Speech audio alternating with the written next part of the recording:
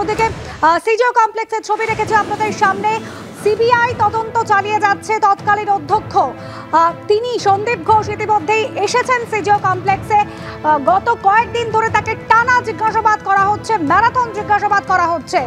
ইতিমধ্যেই সিজিও কমপ্লেক্সে এসেছেন সন্দীপ ঘোষ।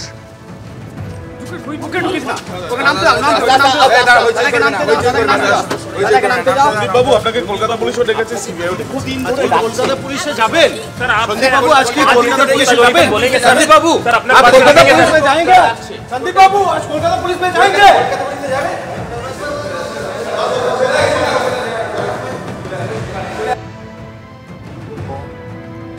আবির দত্ত আমাদের প্রতিনিধি রয়েছেন আমাদের সঙ্গে টেলিফোন লাইনে। আবির, পরপর 6 দিন সিজিও কমপ্লেক্সে সন্দীপ ঘোষ সিবিআই এর জিজ্ঞাসাবাদের মুখোমুখি। একেবারেই আমরা যেটা দেখলাম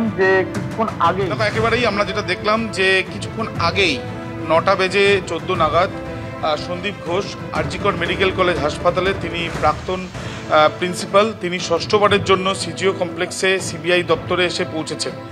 তাকে প্রশ্ন করা হয়েছিল যে কলকাতা পুলিশের তরফ থেকেও তদন্ত করা হচ্ছে এবং সূত্রের খবর যে তাকে ডাকা হয়েছে এবং এদিকে সিবিআইয়ের কাছেও তার সিবিআই তরফ থেকেও তার কাছে সমন গেছে এবং সেই বিষয় নিয়ে প্রশ্ন করা হলো। তিনি কিন্তু কোনো উত্তর দেননি এবং সরাসরি তিনি সিজিও কমপ্লেক্সে সিবিআই দপ্তরের যে গেট, সেই গেটের কাছে গাড়ি নিয়ে আসেন এবং তিনি ভেতরে প্রবেশ করেন।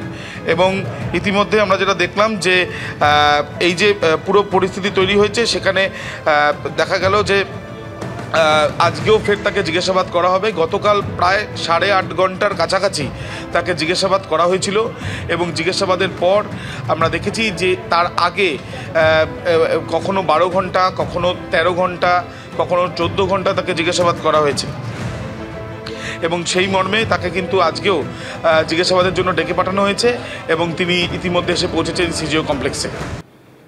আরজিকর কাণ্ডের প্রতিবাদে মুখর গোটা দেশ। আর এবার আরজিকর কাণ্ডের প্রতিবাদে আজ জুনিয়র ডাক্তারদের স্বাস্থ্য ভবন অভিযান। সিবিআই এর উপর চাপ বাড়িয়ে এই স্বাস্থ্য ভবন অভিযান এবং দ্রুত বিচারের দাবিতে সিজিও থেকে স্বাস্থ্য ভবনের অভিযানের ডাক জুনিয়র ডাক্তারদের। আমাদের আজকের এই জিবি মিটিং এর পরে আমরা জানাতে চাই যে আগামীকাল অর্থাৎ 21শে আগস্ট সকাল 11টায় আমরা পূর্ব পরিকল্পিত দাবিগুলি নিয়েই সিজিও কমপ্লেক্স সংলগ্ন এলাকা থেকে স্বাস্থ্য ভবনের উদ্দেশ্যে অভিযানের ডাক দিলাম। কোর্টের সম্মতিতে আজ শ্যামবাজারে মিছিল রয়েছে বিজেপির। বেলা 12টা থেকে 9টা পর্যন্ত এই মিছিল হবে এবং যেমনটা জানতে পারা যাচ্ছে যে মৌলালি থেকে এই মিছিল হবে। প্রমাণিত হয়ে গেল আজকে ভারতবর্ষের সর্বোচ্চ আদালতে যে রাজ্য সরকারের পুলিশ এবং প্রশাসনের উপরে ভারতবর্ষের সর্বোচ্চ আদালতের বিন্দুমাত্র বিশ্বাস।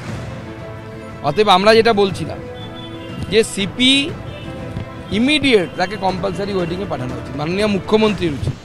সিপিকে কম্পালসারি ওয়েটিংয়ে পাঠিয়ে নিজে পদত্যাগ করুন এবং সেই দাবিতে আমরা আগামীকাল থেকে কোর্টের নির্দেশ মতো 12টা থেকে রাত 9টা পর্যন্ত আমাদের লাগাতার 5 দিন ধর্না চলবে। আমাদের তৃণমূলের কাউন্সিল চেয়ারম্যান বলে দিচ্ছে নির্যাতিতার নাম, তার বিরুদ্ধে কোনো ব্যবস্থা হচ্ছে না। বিজেপির যারা কর্মী সাংসদ তাদের বিরুদ্ধে ব্যবস্থা, ডাক্তারবাবুদেরকে ডেকে হেনস্থা করা হচ্ছে। কোনোভাবে বাঁচানোর চেষ্টা। আজকে তো আমরা দেখলাম পুলিশের দৌড়, আমরা চোরকে দৌড়তে দেখেছি, পুলিশ চোরের মতো দৌড়চ্ছে।